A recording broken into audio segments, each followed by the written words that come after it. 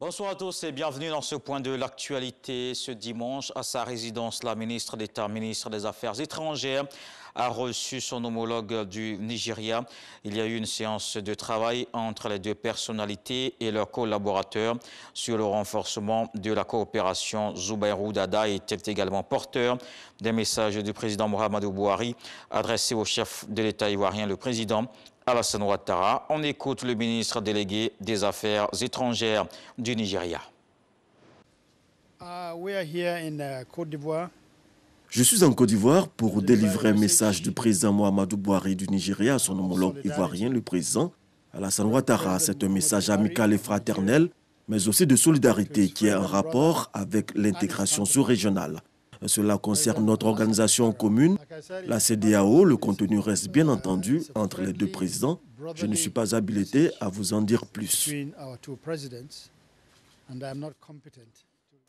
Et sur le plan économique, il y a eu l'amélioration constante du portefeuille de l'État. Il est de 56 milliards en 2020 contre 28 milliards en 2019 et 6,4 en 2018. C'est le fruit de la mise en œuvre des stratégies.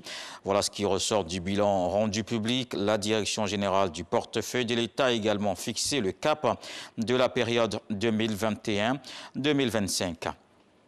Le gouvernement se penche également sur la bonne gouvernance. Le tribunal militaire a engagé de son côté la lutte contre la corruption.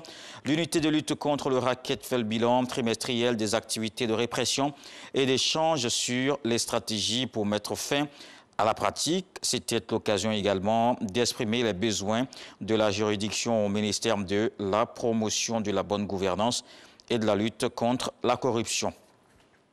Dans le reste de l'actualité, au Burkina Faso, les chiffres ne cessent de grimper après l'attaque dans la nuit de vendredi à samedi à Solane, commune rurale du nord-est du pays.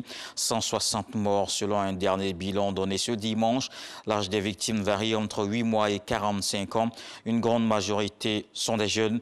L'état-major général du Burkina Faso dément une nouvelle attaque dans la nuit. Il ajoute qu'il n'y a pas eu également une autre attaque contre un bus. C'est l'attaque la plus meurtrière menée au Burkina Faso, celle de Solane, depuis 6 ans qu'il est en proie aux violences djihadistes. Et on vient de l'apprendre, le chef de la diplomatie française, Jean-Yves Le Drian, se rendra cette semaine au Burkina Faso. Et puis en Afghanistan aussi, nouvelle attaque meurtrière contre un bus.